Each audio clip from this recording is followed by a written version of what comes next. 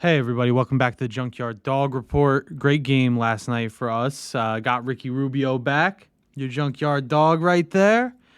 And let's see my beautiful face. Hello everybody.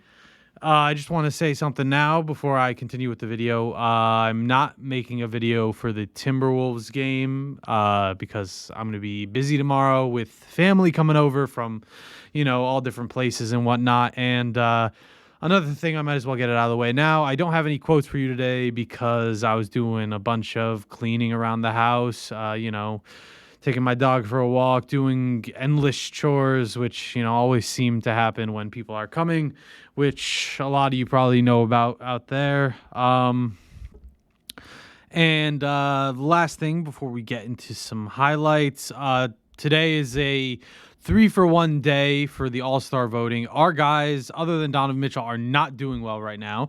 Darius Garland is behind Derrick Rose in the voting, if you can believe that.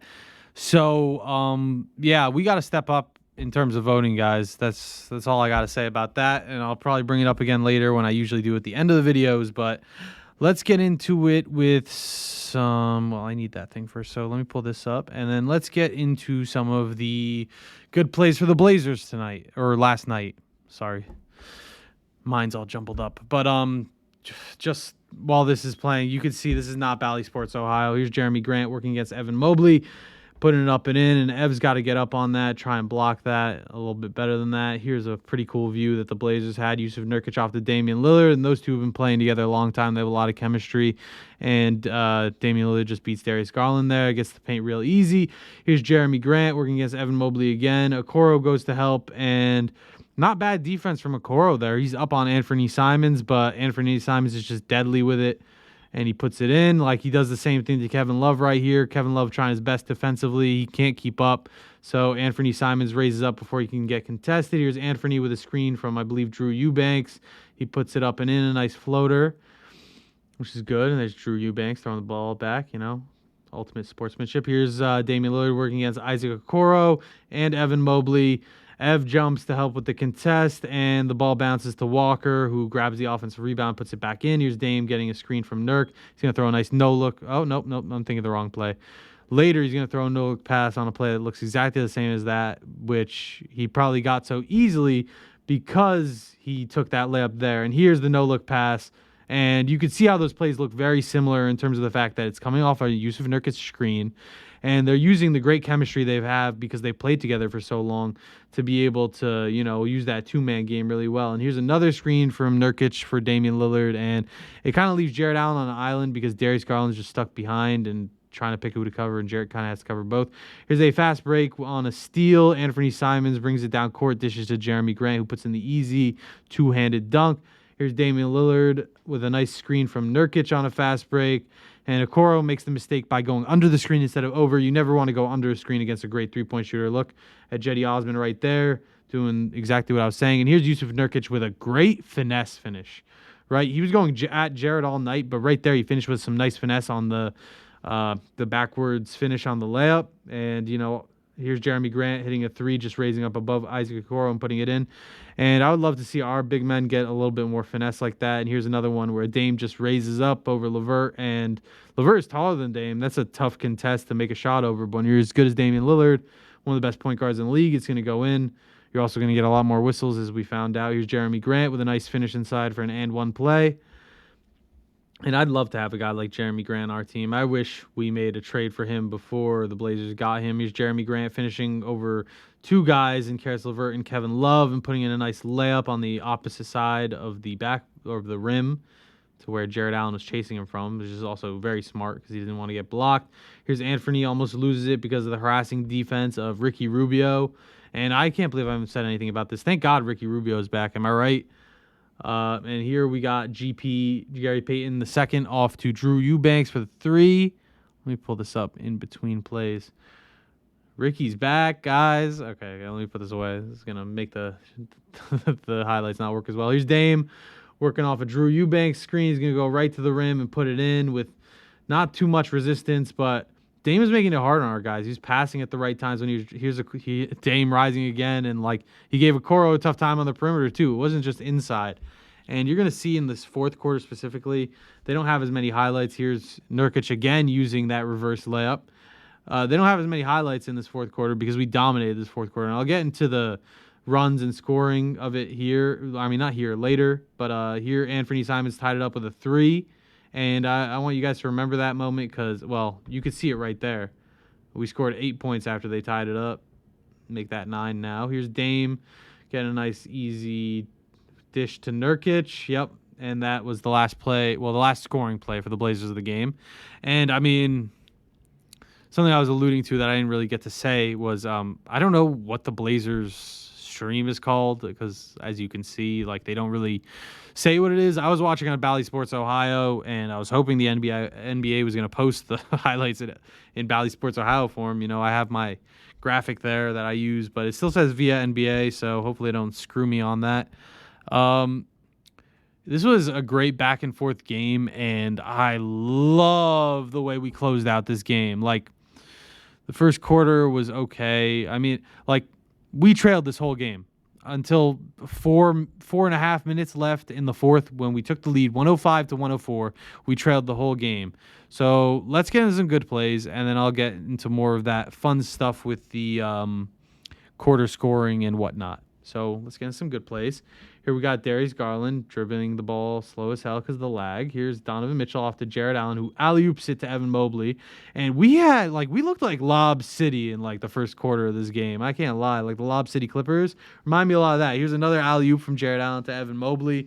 And they started off on a 12-5 run, as you can see there from the scoreboard. Here's another alley-oop from Darius Garland to Jared Allen. Here's a play where Damian Lillard doesn't really make this mistake, usually missing a layup. Darius Garland on the fast break throws it up to Jared Allen again. And I'm pretty sure every highlight that you've seen so far has been an alley-oop, which is, you know, very fun. Here's a play where Isaac Okoro knocks the ball out of Anthony Simons' hands. Evan Mobley has the ball knocked out of his hands by Josh Hart. Donovan Mitchell picks it up off to Darius Garland. He hits the 3. Sorry, I'm a little behind there. He's Donovan Mitchell finishing a nice layup off the backboard. I hope he called bank on that. Sorry, I had to take a sip of water real quick. Here's LeVert, the nice mid-range, and, I mean, Dame's got to jump on that. I'm not going to complain because he made it nice and easy for LeVert, but here's Evan Mobley using those long arms to keep the harassing Gary Payton away from him. He dishes off to Darius Garland, who makes a nice jumper from the elbow. And, I mean, I love the way the big four played in this game, right?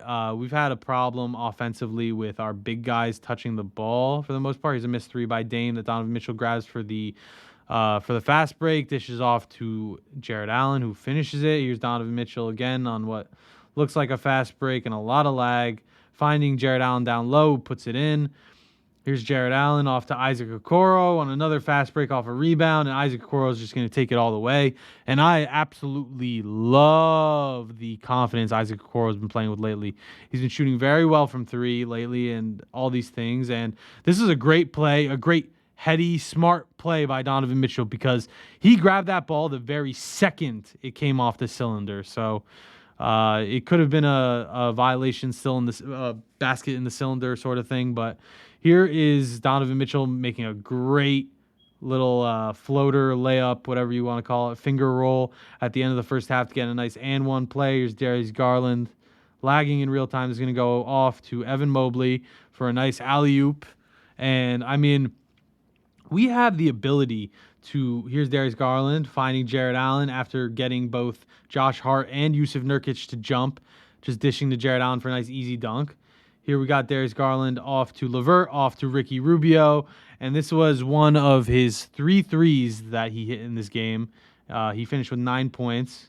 If he had one more point, we would have 6 guys in double figures, but we'll get into more of that later. He's Ricky Rubio's only assist in this game to Jared Allen, a nice finish inside, and what I was trying to say earlier before I got cut off by my own highlights was, like, here's LeVert with, I don't know how he finished. This is a great acrobatic finish. He realized he didn't have Jared Allen, and then he just found a way to hang in the air and throw it up and in. Here is Donovan Mitchell just raising up over Walker and putting it in.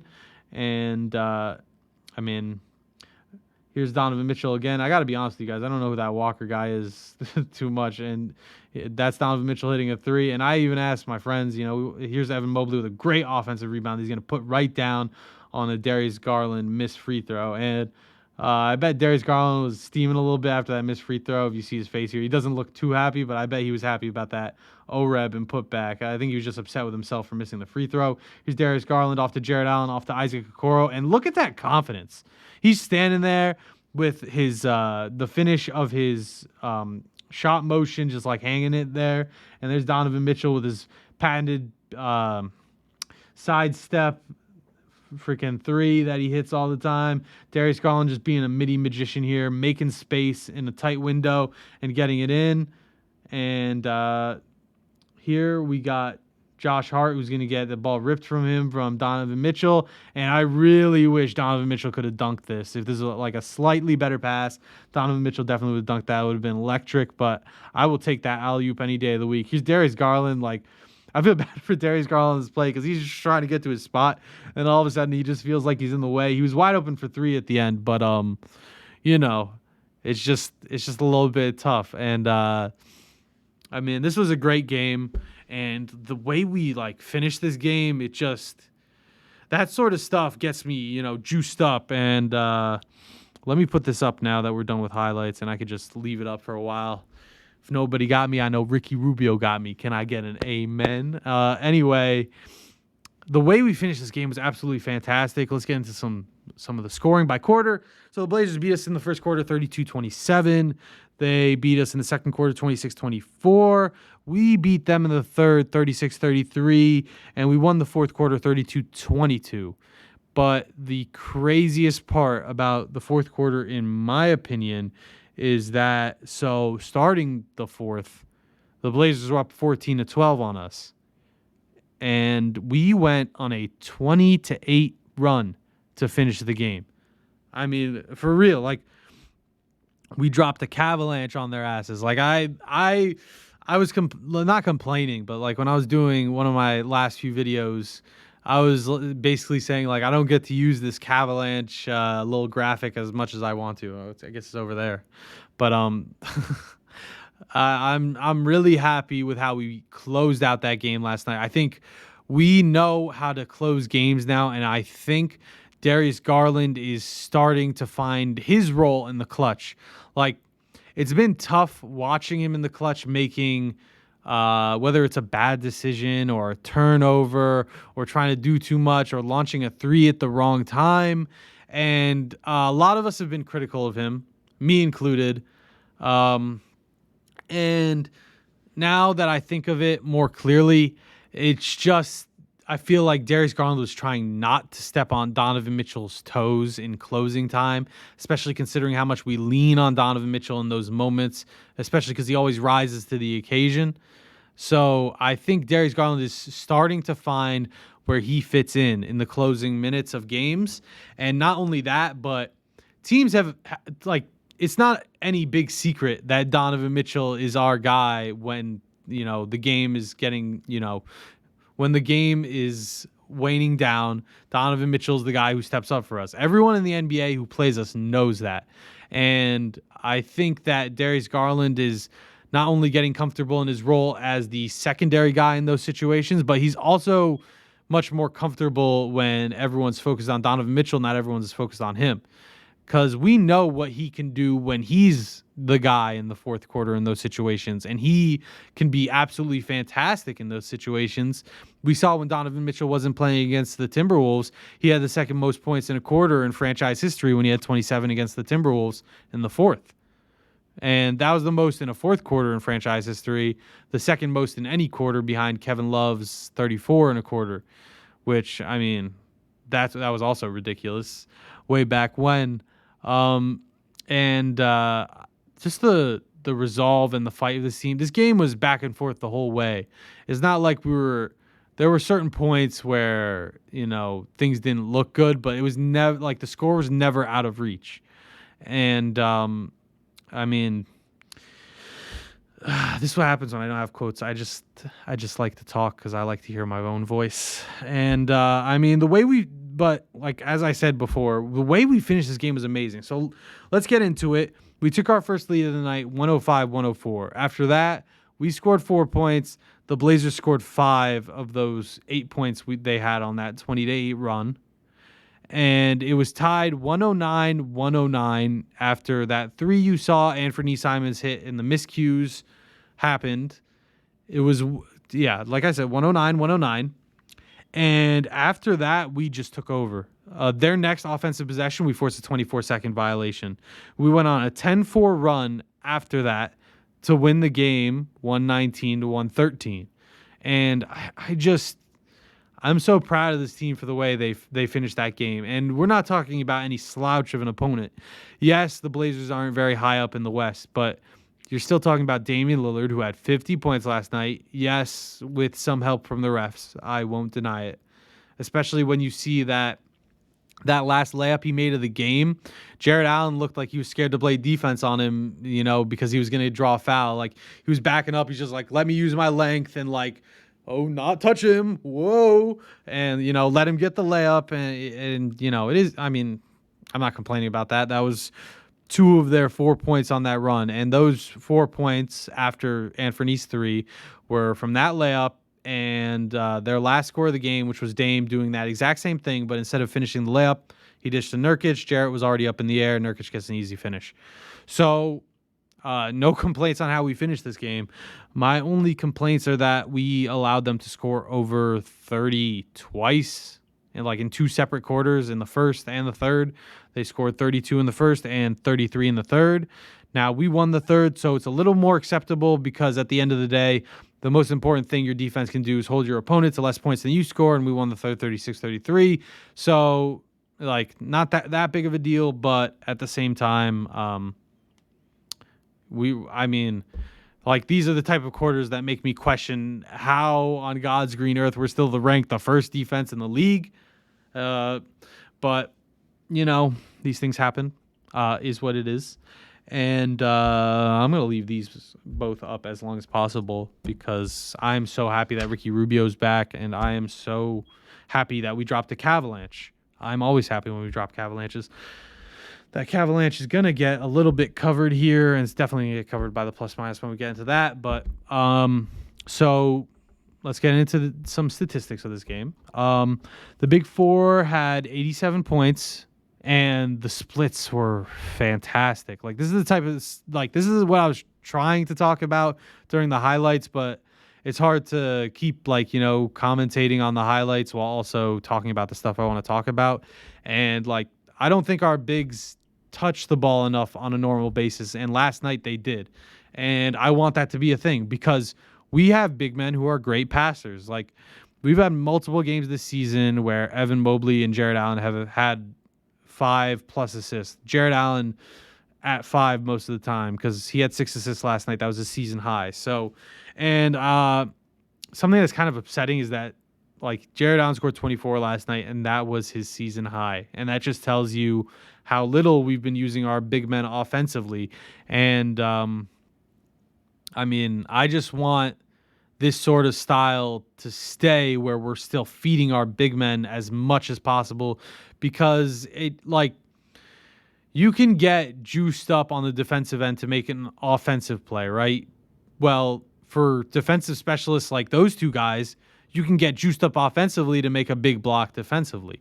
So let's get into these stats. The splits are great for the Big Four. They had 87 points, so we're talking about 22.3 points per person, 26 points for Donovan Mitchell, 24 for Jared Allen, 20 for Darius Garland, and 17 for Evan Mobley. And, I don't use this enough. Oh, wait, I dropped the wrong one because I know this is going to be covered by Big Rick. Something I loved in this game, like I just said, the splits were fantastic. So we'll cover that up again and leave Rick up. So the rest had 32. We almost had 6 guys in double figures. Obviously, the Big Four. Isaac Okoro had 11. Ricky Rubio had 9.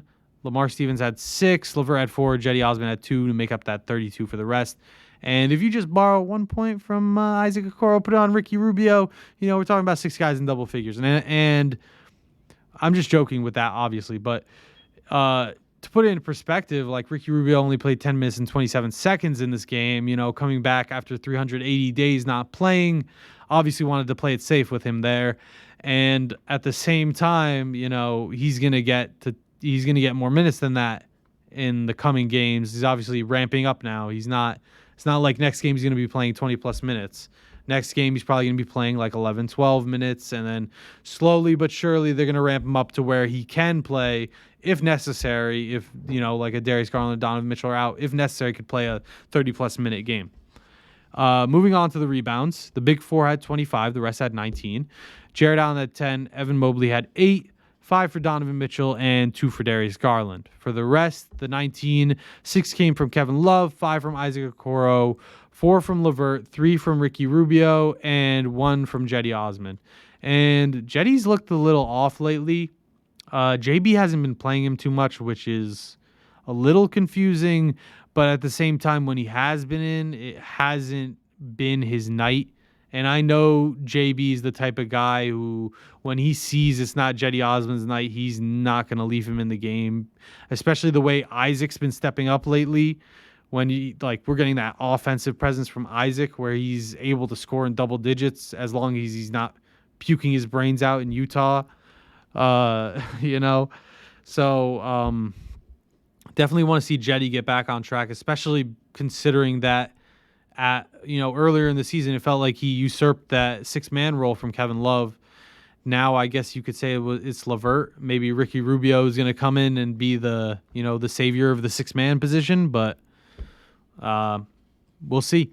Moving on to the assists in this game, the big four had 24, the rest had 4, and another game in the year 2023 where we win a game with 25 plus assists. And I've said it before, I'll say it again. We're pretty close to unbeatable when we have 25 plus assists in the game. And I don't care if the basketball gods laugh in my face again like they have at multiple points in this season when we've had 25 plus assist games and we have lost, because those losses mostly come off the back of the defense rather than the offense. Because if we're moving the ball that well, it's the offense is not usually the problem. So those 24 assists from the big four, 10 from Darius Garland, 6 from Jared Allen, as I said earlier, 5 from Donovan Mitchell, and 3 from Evan Mobley. For the rest, only 4, but this number will go up as Ricky's minutes go up. So in my opinion, at least 3 from Karis LeVert and 1 from Ricky Rubio. And I showed you that one. That was a dish Jared Allen under the rim in the highlights. For steals, the big four had 4 and the rest had 2. So for the big four, Donovan Mitchell had 2 steals and Jared Allen and Evan Mobley had 1 steal apiece. And for the rest, Isaac Okoro had 2 steals. And I mean, if he can continue to keep improving, we don't need to snag a 3-man at the deadline. Now, would it still be our biggest weakness in our starting lineup no matter how much he improves? Of course, because we have 4 all-star caliber players in our starting lineup already. So no matter who's at the 3, unless the Raptors decide to blow it up and we can get OG Anunoby, which I would absolutely love. Like, OG Anunoby would fit perfectly with this team. I would trade 2 firsts for him right now. Like, right now. Like, I would just... Done. Doesn't matter the year. Doesn't matter the protections on the pick. Obviously, the Raptors want no protections. That's fine with me. OG is worth it. He would make us a championship contender like that, in my opinion. I think he would fill that hole perfectly, but I feel like Isaac Okoro is slowly but surely finding himself in that role. So that's my little spiel on that. For blocks, we only had 1 in this game. It was Evan Mobley. And turnovers, we only had 11, under the league average of 14, which always good. For the big four had 7 turnovers. The rest had 4. For the 7, 4 from Darius Garland, 3 from Donovan Mitchell.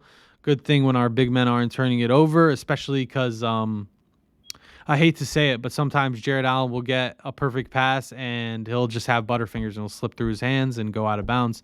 For the rest, 4, 2 for LeVert and 1 for Cedi Osman and Isaac Okoro piece to make up that 4 for the rest. And those are the stats there. Let's go to the plus minus of this game. And Donovan Mitchell led the way. He was plus 10 in 35 minutes and 38 seconds. Darius Garland and Jared Allen follow him up with a plus 7. Darius Garland 33 minutes and 11 seconds. Jared in 38 minutes and 45 seconds. Evan Mobley and Ricky Rubio follow them up with a plus 6.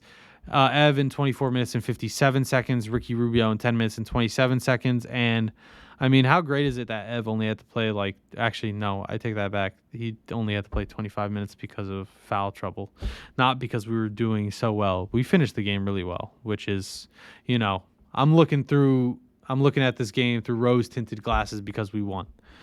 Anyway, Jetty Osman, whoops, sorry, Spider-Man. You get back up there, my guy. Jetty Osman was +3 in 8 minutes and 28 seconds, and Levert was +0 in 30 minutes and 32 seconds. So, interesting that Jetty Osman was still a plus, even with the fact that he only played in 8 minutes and 28 seconds. He was still +3, so he still found a way to make a impact. He only took 2 shots in this game. Like I said, he had 2 points, he had 1 rebound, and he had 1 turnover. That's all he did in his 8 minutes. And obviously, he played defense and he did good spacing on the floor because he's always a good spacer in terms of all that sort of stuff. But I want to see him get it back. And it's tough when you're on a 5-game road trip. Last game of the road trip tomorrow in Minnesota. So hopefully we snag that one and then we come back home against whoever our opponent will be after that game, because at this moment I don't remember, unfortunately. So for this game, we shot 49.4% from the field, 44 of 89 overall, 31.8% from 3, 7 for 22, 77.4% from the free throw line, 24 for 31. And if you watch my videos, you know what I'm going to say. Get the field goal percentage above 50. It's close, 49.4. The 3-point field goal percentage, we want it over 40. It's at around 32%. Free throws, we want above 80. It's at 77.4%. So a bunch of stickler stuff. I think the most important part of this game is that, we closed it really well. And, 20 to 8 run to finish. A 10-4 run, before I might have, it doesn't matter. So we went on a 20 to 8 run to finish the game. Maybe I'm wrong and I forgot to put Anthony's 3 in there, and maybe it was a before and after thing in terms of 10-4 run before the 3, 10-4 run after the 3. But I'm pretty sure I got it right. Hopefully I didn't. You can check me if I'm wrong. Like I said earlier, this is a 3-vote day. Our guys are not doing well in the All-Star voting other than Donovan Mitchell. So please vote.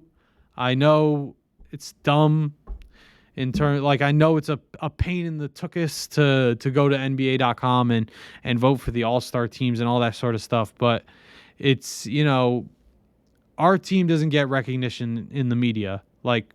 We're never going to get as many votes as the New York Knicks or the Lakers, who are trash teams, but they play on live TV all the time. So everyone sees them. Everyone knows their players, right? I bet some casual doesn't even know who Isaac Okoro or Lamar Stevens is. So definitely go to NBA.com or use the NBA app and vote for Darius Garland, Evan Mobley, Jared Allen, and obviously Donovan Mitchell for All-Star this year. And if you really want to, you don't have to vote for Donovan, because enough people know who he is and know about the 71-point game that I am confident that he's going to be starting in the All-Star game. I just want at least one other guy to go there with him to represent us, because I think we deserve it. I really do. And I'm pretty sure that coaches have a vote on the reserves, so I assume that, a guy like Darius Garland or Jared Allen can get in that way, and Evan Mobley as well. But I'd rather have it in our hands than their hands. And I think if we get the fan vote up more, it'll also put it in those people's minds more that those guys do deserve it. So definitely go out and vote for the Cavs for All-Star. And until next time, keep scrapping like a bunch of junkyard dogs. Drop a cavalanche on their asses.